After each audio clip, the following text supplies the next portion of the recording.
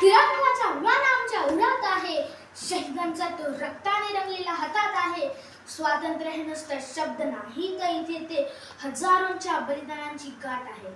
आदरणीय मुख्याध्यापक, शिक्षक आणि माझ्या प्रिय मित्रांनो, तुम्हा सर्वांना होळीचा नमस्कार. आज 15 ऑगस्ट आपल्या भारताचं स्वातंत्र्य. 15 ऑगस्ट 1947 साली अनेक स्वातंत्र्य सैनिकांच्या बलिदानामुळे आपल्याला स्वातंत्र्य मिळाले.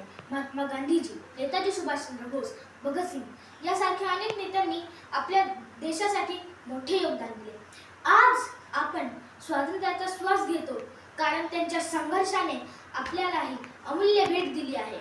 आपणही जबाबदार नागरिक म्हणून देशप्रेम, एकता आणि प्रगतीसाठी काम केले पाहिजे. स्वच्छता, शिक्षण आणि शिस्तीचा स्वीकार करून आपण आपल्या देशाला अधिक महान बनवू शकतो. शेवटी मला म्हणावंसं वाटते की अभिमान आणि नशीब आहे की भारत देशात जन्म मिळाला. स्वातंत्र्य झालं तसे आता स्वावलंबी भारत करूया.